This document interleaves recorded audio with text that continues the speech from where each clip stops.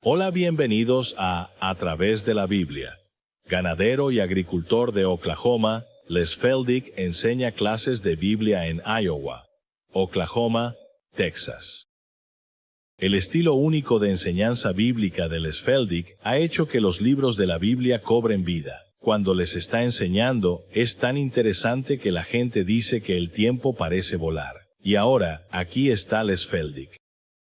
Está bien, es bueno tener a todos de vuelta, y una vez más vamos a aprovechar el tiempo. Simplemente no puedo dejar de asombrarme. Siempre me sorprende lo rápido que parece pasar, pero gírate conmigo ahora y continuaremos desde la lección de la semana pasada, que los 12 y Cristo no dieron ninguna indicación de nada. Más allá de este esquema del Antiguo Testamento, como lo vimos en el capítulo 2, y si recuerdas, la semana pasada señalamos que Jesús les dijo claramente que irían a Jerusalén, que sería muerto, y luego resucitaría al tercer día, y no comprendieron nada de eso. No tenían idea de que iba a morir, y después de que murió, no tenían idea de que resucitaría de entre los muertos. De lo contrario, ¿por qué no estaban allí esa mañana de domingo? La única que apareció fue Marta, ¿no? O María Magdalena. Y ciertamente no estaba allí para ver si salía del sepulcro. Ella estaba allí para llevar a cabo la costumbre de ungir el cuerpo con especias y demás. Así que no tenían ninguna indicación, incluso después de 3 años de su ministerio terrenal, de su muerte, sepultura y resurrección, que es el mismo corazón de nuestro evangelio hoy. Y así tenemos que darnos cuenta de que no predicaron Cristo crucificado y resucitado de entre los muertos. Así que ahora, si vienen al libro de los Hechos, capítulo 1, y continuaremos con ese tema por un momento, de los 11. Judas, por supuesto, ya se ha ido, y su puesto aún no ha sido ocupado por Mateo, pero aquí en Hechos, capítulo 1, todos se están reuniendo en el Monte de los Olivos, y el Señor Jesús está a punto de ascender, como dijo, Salmos 110, versículo 1. El Padre dijo, mira, te han rechazado, no te escucharán. Así que ven y siéntate a la derecha de mi Padre hasta que, y luego, por supuesto, eso indicaba cuándo lo enviaría de regreso para ser el Rey de Reyes. Muy bien, así que ahora en Hechos capítulo 1, baja al versículo 6. Cuando, por lo tanto, se reunieron, ellos, es decir, los 11, le preguntaron diciendo, Señor, ¿restaurarás en este tiempo? Y señalo en mis clases de la otra noche la palabra otra vez. ¿Por qué usan esa palabra otra vez? ¿Qué supones que esos 11 hombres tenían en su memoria? Oh, entendían la gloria de David y Salomón y se preguntaban, ¿tendrá Israel ahora un reino como el de Salomón en toda su gloria? Y así su pregunta era apropiada. Señor, ¿restaurarás en este tiempo de nuevo el reino a Israel? Ahora, ¿por qué estos hombres tenían el reino tan presente en su mente? Eso era todo lo que podían pensar. Bueno, regresa conmigo a Mateo. Ahora, no tenía la intención de hacer de esto un estudio de los evangelios de ninguna manera. Eso vendrá de la manera en que vamos varios años más adelante si el Señor tarda. Pero de todos modos, de vez en cuando, volveremos y lo miraremos. Y así, si regresas a Mateo, creo que es el capítulo 19, si no me equivoco. Sí, Mateo capítulo 19. Aquí los 12 todavía son parte de ese ministerio terrenal. Y sabes, a menudo pienso en estos momentos en las Escrituras. ¿Recuerdas hace mucho tiempo en Génesis cuando Abraham había recibido todas las promesas y finalmente llegó al lugar y dice, sí, pero Señor, ¿cómo sé yo? Y ahora Pedro hace básicamente lo mismo. Mira lo que dice, versículo 27. Entonces, Pedro respondió y le dijo, he aquí, hemos dejado todo, nuestro negocio de pesca, nuestra familia. Hemos dejado todo y te hemos seguido. ¿Qué?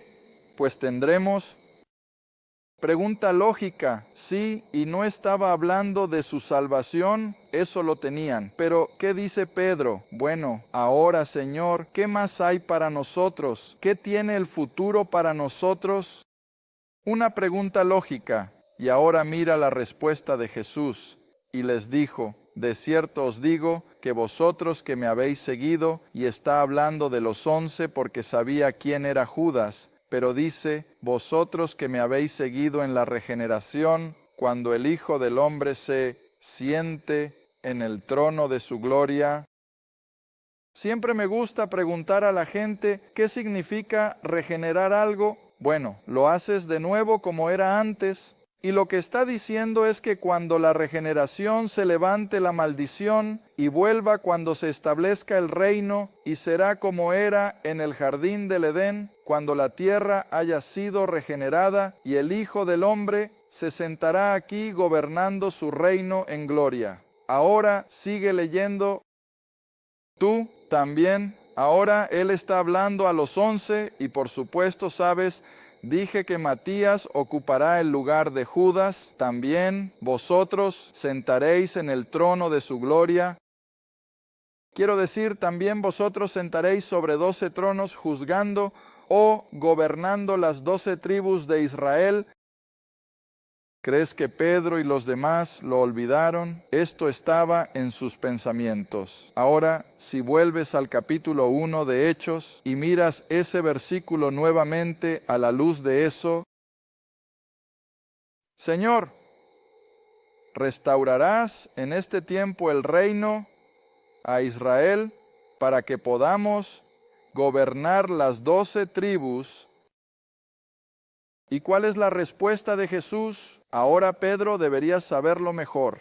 ¿Es eso lo que dice? No, los reprende por no darse cuenta de que está hablando de algo muy fuera de este mundo. No. Él les responde con nuevamente una pregunta perfectamente legítima que simplemente dice, no les corresponde a ustedes saber cuándo, pero el tiempo se acerca. Todavía van a sentarse y gobernar las 12 tribus de Israel, pero no les corresponde a ustedes saber cuándo. En el versículo 7 dijo, no les corresponde a ustedes saber los tiempos o las estaciones que el Padre ha puesto en su propio poder. Y luego el versículo 8, pero en el ínterin, hasta que se convierta en realidad, recibirán, ¿cuál es la palabra? Poder. Y esa es toda la idea de la venida del Espíritu Santo en ese día de Pentecostés, dar a estos creyentes judíos el poder para continuar el ministerio que Cristo había estado llevando a cabo durante 3 años. ¿Y qué era? Señales y milagros fuera del entendimiento humano. Y estos hombres debían tener ese tipo de poder. Así que él dice, recibirán poder después de que el Espíritu Santo haya venido sobre ustedes y serán testigos de mí, tanto en Jerusalén como en Judea y en Samaria y hasta los confines de la tierra. Ahora eso nos suena, y de acuerdo a lo que normalmente llamamos la Gran Comisión allá en Mateo, parece que tenemos la idea de que tan pronto como Cristo ascendió aquí en el capítulo 1, y el Espíritu Santo descendió en el capítulo 2, estos judíos comenzarían a ir por el mundo predicando el Evangelio. ¿Pero lo hicieron? Bueno, supongo que no. Ahora, si me sigues al capítulo 8 de Hechos. Hechos capítulo 8. Ahora, esto es solo un pequeño resumen. De ninguna manera. Es un estudio en profundidad. No tengo la intención de que lo sea, pero estoy tratando de preparar el escenario para volver a nuestra analogía de la novia de Isaac y la novia de Cristo, la llamada de ese cuerpo gentil de Cristo, y estoy construyendo hacia ello. En Hechos capítulo 8, saltamos al versículo 1. Bueno, el capítulo 7, por supuesto, es la lapidación de Esteban, y él ha sido martirizado, ¿y quién estaba allí incitándolo? Bueno, el viejo Saulo de Tarso. Y ahora el versículo 1 del capítulo 8, ahora tenemos que establecer un marco temporal aquí. Esto es aproximadamente 7 u 8 años después de Pentecostés. El tiempo ha pasado y han transcurrido alrededor de 7 u 8 años. Y ahora dice que Saulo consentía en su muerte, es decir, la de Esteban. Y en ese momento hubo una gran persecución contra la iglesia o la asamblea que estaba en Jerusalén. En otras palabras, este grupo llamado de creyentes judíos que habían creído en quién era realmente Jesús y todavía estaban dentro de los confines del judaísmo, seguían practicando la ley, seguían adorando en el templo, pero también eran un grupo apartado que había reconocido a su Mesías y puesto su fe en él. De todos modos, todos fueron dispersados por las regiones de Judea y Samaria, excepto ¿quién? Excepto los apóstoles.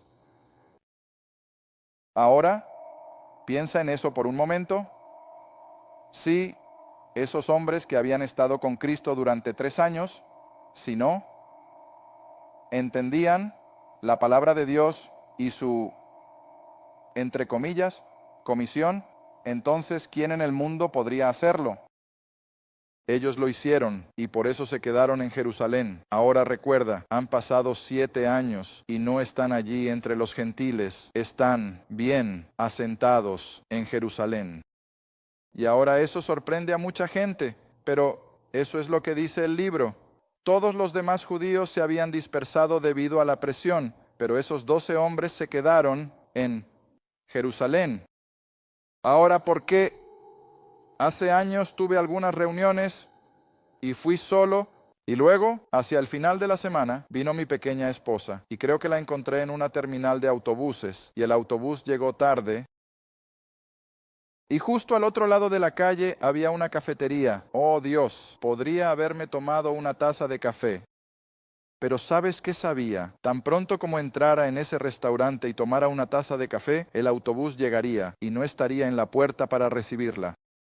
Y mientras estaba sentado en el coche, reflexionando sobre todo eso, pensé en este versículo aquí. Ahora, esta es exactamente la mentalidad de estos 12 hombres. No estaban dispuestos a ir a El Cairo, no estaban dispuestos a ir a Roma, no estaban dispuestos a ir a ningún otro lugar, porque tan seguro como que dejaran Jerusalén, ¿qué pasaría? El Mesías vendría de nuevo y ellos estarían ausentes. Y así, a pesar de toda la presión de esta horrible persecución, estos 12 hombres se quedaron en Jerusalén, en contra de la palabra de Dios para nada, porque Pedro entendía que no tenía ministerio hacia los gentiles hasta que el rey de Israel estuviera en su lugar. Ahora, esto es un poco difícil de aceptar para nosotros. Me tomó mucho tiempo, incluso desde la palabra, estar listo para transmitirlo. Pero, una vez que ves eso, amigo, la Biblia se abre y tan clara como una campana, puedes ver que Pedro y los 11 entendían perfectamente que no podían salir a evangelizar al mundo gentil hasta que esto se hubiera cumplido. Ahora bien, este es el capítulo 8. Ahora, si vas un momento al capítulo 11 de Hechos, respaldará un poco más lo que acabo de decir. En Hechos capítulo 11, baja al versículo 19, donde dice: ahora bien, los que fueron dispersados a causa de la persecución que surgió alrededor de Esteban, en otras palabras, las personas mencionadas en Hechos 8, versículo 1, estos que fueron dispersados llegaron hasta Fenicia, Chipre y Antioquía. Ahora, Antioquía estaba al norte de la actual Beirut. Y llegaron hasta Antioquía, predicando la palabra, es decir, el Antiguo Testamento. ¿Cuál es la siguiente palabra? Ninguno, pero judíos. ¿Qué? Solo. Ahora, ¿no es eso claro? Aquí estamos 8 años, 7 años después de Pentecostés, y la palabra es tan clara: nadie iba a los gentiles, era solo judíos. ¿Por qué? Porque este era el programa que conocían, nadie les ha dicho nada diferente. Ahora, después del capítulo 8, y no digo esto de manera facetiosa, ¿cuál es el siguiente? Capítulo 9. ¿Y qué sucede en el mundo en el capítulo 9? Pues la conversión de Saulo o Saulo de Tarso en el camino a Damasco. ¿Con qué propósito? Para cumplir su tremendo fervor religioso, para eliminar a los seguidores de este impostor de Nazaret, quien Saulo pensaba que no era más que un blasfemo. Y él, en su fervor religioso, iba a erradicarlo a cualquier costo. Pero antes de que llegue a Damasco, ya sabes lo que sucede. Tiene esa confrontación con el Señor glorificado, y la parte que quiero señalar aquí es hasta el versículo 12, 11 y 12 de este capítulo 9, donde el Señor habla a Ananías, ese judío creyente allá en Damasco, y dice en el versículo 11, levántate y ve a la calle que se llama Derecha, y pregunta en la casa de Judas por uno llamado Saulo de Tarso, porque he aquí él ora. Ahora ya ha tenido esa experiencia allá en el camino.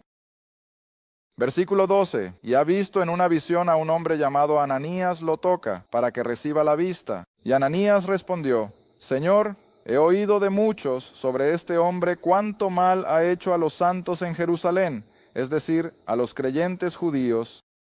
Y aquí en Damasco tiene autoridad de los principales sacerdotes para atar a todos los que invocan tu nombre. Y ahora, presta atención al versículo 15. Pero el Señor le dijo, ve tu camino, Ananías, recuerda, porque él, Saulo, es un vaso escogido para mí, para llevar mi nombre ante los gentiles. Aquí viene, oh Dios, no se ha olvidado de los gentiles. ¿Y qué sabe Dios? Que Israel no va a cumplir con este programa del Antiguo Testamento porque está rechazando constantemente. Ahora estamos de vuelta aquí. La tribulación aún no ha llegado. Israel, en este intervalo de tiempo que tuvimos allá en el Salmo capítulo 2, indeterminado, pero antes de que viniera la ira y la vexación, Israel ha seguido rechazando y rechazando y rechazando. Y así, ahora Dios dice que vamos a hacer algo totalmente diferente. ¿Y qué es? Él va a salvar a este judío, este fanático religioso, por gracia. Y ahora lee lo que Dios le dice a Ananías, porque él llevará mi nombre ante los gentiles y los reyes, es decir, los reyes del mundo y los hijos de Israel. Ahora, siempre tenemos que recordar que la era de la gracia, nuevamente, es predominantemente gentil, así como aquí era predominantemente judía, pero puede haber algunos judíos salvados. Un judío no está excluido, la salvación en gracia, pero es predominantemente gentil en su naturaleza. Y en el versículo 16 Dios le dice a Ananías, porque le mostraré a Saulo cuán grandes cosas debe sufrir por mi nombre. Ahora, si bajan al versículo 20, Hechos 9, versículo 20. Este Saulo de Tarso, ahora reconociendo recientemente quién es y fue realmente Jesús, él era el mismo Dios al que pensaba que estaba sirviendo. Y va, versículo 20, inmediatamente a predicar a Cristo, donde... Ahora, ¿qué te dice eso? Oh, él sigue siendo solo judío, ¿ves? No tenía idea que Dios va a ir a los gentiles con un programa diferente. Saulo también, o Saulo aún, todo lo que sabían era este Antiguo Testamento. Ahora tienes que recordar que han pasado casi 100 años después de Cristo, antes de que realmente se compile cualquier parte del Nuevo Testamento y no se reúne, como el canon de las Escrituras, todo ello hasta entre el año 300 y 400. Pero en este momento no hay Nuevo Testamento escrito. Y así, la única palabra de Dios que tenían era el Antiguo Testamento. Pero te diré, estas personas conocían ese Antiguo Testamento y conocían este programa, conocían la promesa del rey y del reino, y que así es como Israel podría evangelizar al resto del mundo. Así que ahora, en el versículo 20, Saulo va directamente a la sinagoga para acercarse al judío. ¿Y qué predica? Es el Hijo de Dios que murió por mí y resucitó de entre los muertos. No, eso no es lo que dice. Saulo de Tarso no sabe más sobre la muerte, sepultura y resurrección como el plan de salvación de Dios que Pedro sabía antes de ser crucificado. Y esto es lo que tenemos que entender. ¿Cuántas veces he dicho a mis clases, recuerden, la fe es tomar a Dios en su palabra, pero no puedes tomar a Dios en su palabra hasta que, ¿qué? Hasta que Él lo hable. No puedes asumir lo que Dios va a decir. Tenemos que esperar hasta que Dios dé instrucciones explícitas y luego las tomamos y las creemos. Así que aquí está Saulo de Tarso ahora, está lleno de asombro de que aquel que pensaba que era un blasfemo y un impostor era de hecho su Jehová, y había muerto y había resucitado. Y así, todo lo que puede proclamar es que este Jesús era el Cristo. Ahora, si continúas leyendo, el tiempo es corto, pero ves, Dios utiliza medios sobrenaturales inmediatamente para sacar a Saulo de Damasco. ¿Y qué hace? Él trae una amenaza a su vida, y esa amenaza es tan real que sus amigos tienen que bajarlo en una canasta por la noche para que pueda escapar de la ciudad. Y luego, como mencionamos, creo, en Gálatas hace unas semanas, ¿a dónde fue Saulo o Saúl? Bajó al monte Sinaí. Pensamos en la península del Sinaí porque dijo, fui a Arabia, y en otro lugar se refiere a ello como Sinaí en Arabia. ¿Y qué sucedió allí? Bueno, durante 3 años, Saulo de Tarso está a solas en oración con su Señor ascendido, y Dios simplemente derrama sobre ese hombre todas estas doctrinas que ahora se van a llevar a los gentiles, totalmente nuevo, totalmente diferente, y por eso usa el lenguaje que usa en sus cartas. Vuelvan a acompañarme si quieren. Hemos usado el versículo antes, pero algunos de estos casi tienes que escucharlo una docena de veces antes de que se asimile. Regresa a Efesios ahora. Regresa a Efesios. Creo que este es un versículo que podríamos haber usado hace 4, 5 o 6 semanas. El tiempo pasa rápido. Pero en Efesios capítulo 3, comenzando en el versículo 1 nuevamente, por esta causa yo, Pablo, prisionero de Jesucristo por ustedes. ¿Cuál es la siguiente palabra? Gentiles. ¿Ves? Por eso fue comisionado para ir a los gentiles. Si has oído de la dispensación o la administración de la gracia de Dios que me ha sido dada, tu palabra, ¿cómo la obtuvimos? De Pablo a nosotros, de mí a ti.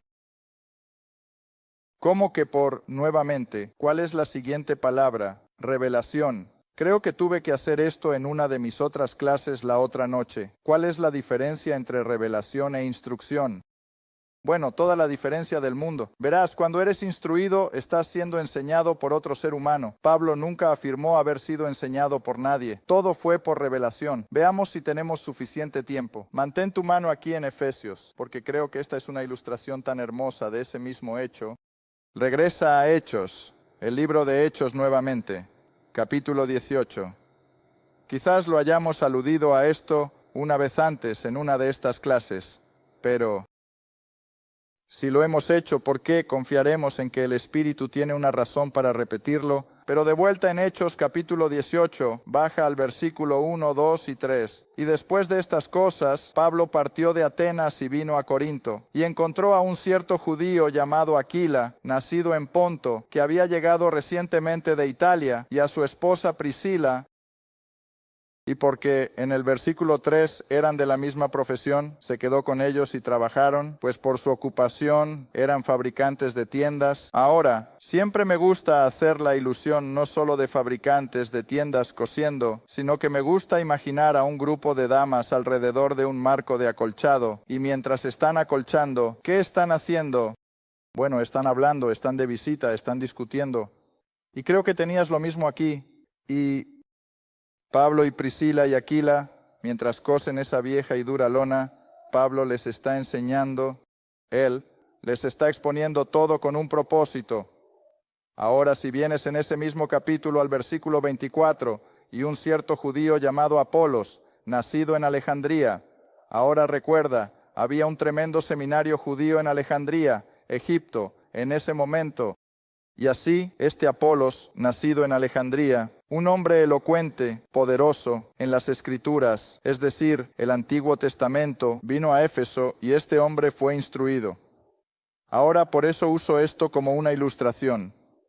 Este tipo fue enseñado, probablemente en el seminario, fue instruido en el camino del Señor, siendo ferviente en el Espíritu, y hablaba y enseñaba diligentemente las cosas del Señor, conociendo solo el bautismo de Juan.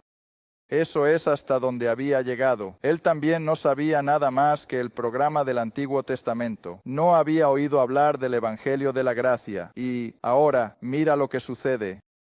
Versículo 26. Y mientras él comenzaba a hablar con valentía en la sinagoga, a quien Aquila y Priscila, al oírlo, lo tomaron consigo y les pusieron a este gran, elocuente, famoso, Apolos, enseñado en el postseminario. ¿Y qué hicieron? Le expusieron el camino de Dios de manera más completa, más perfecta. ¿Cómo pudieron hacerlo? Oh, habían estado con Pablo. Habían estado con Pablo, y ahora mira lo que este hombre Apolos es lo suficientemente caballero para hacer. Escuchó, aprendió de esos dos pequeños laicos. Y dice que cuando estaba dispuesto a pasar a Acaya, esa otra parte de Grecia, los hermanos escribieron exhortando a los discípulos a recibirlo, a quien cuando llegó les ayudó mucho, a quienes habían creído cómo, a través de la gracia. ¿Cómo podría Apolos ayudar a estos creyentes en la gracia sin haber sido enseñado las cosas de Pablo? Ahora bien, rápidamente, por el saque de la comparación, si regresan al capítulo 1 de Gálatas, este fue el relato de Pablo, de dónde obtuvo su información, Gálatas capítulo 1, donde escribe en el versículo 11, Gálatas 1, versículo 11, pero les certifiqué, hermanos, que el evangelio que fue predicado por mí no es según el hombre, porque ni lo recibí de hombre ni fui. ¿Cuál es la palabra? Enseñado. ¿Ves? En otras palabras, no regresó a Jerusalén después de su conversión y dijo, hey chicos, enséñenme todo lo que saben sobre este Jesús. ¿Estuvieron con él 3 años? No, él dijo que eso no sucedió. Pero, ¿cómo obtuvo lo que sabe? Por la revelación de Jesucristo.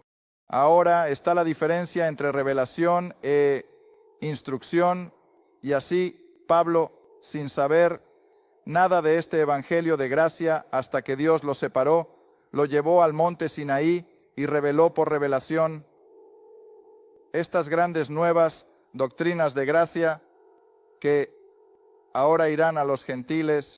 Y luego, nuestro próximo programa te mostrará en nuestra línea de tiempo exactamente cómo todo esto fue empujado hacia el futuro para hacer espacio aquí para este periodo de tiempo entre paréntesis, que nos gusta llamar la era de la gracia.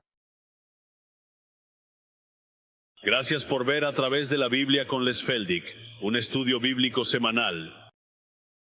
Si deseas más información sobre los ministerios Les Feldick, un estudio bíblico en tu área, o sobre este programa, escribe a Ministerios Les Feldick, Ruta 1, Caja 760, Quinta, Oklahoma 74552. Esa es Ruta 1, Caja 760, Quinta, OK 74552. A Través de la Biblia con Les Feldick es apoyado por los espectadores y su donación es apreciada. Gracias, y asegúrese de sintonizar la próxima vez para A Través de la Biblia con Les Feldick.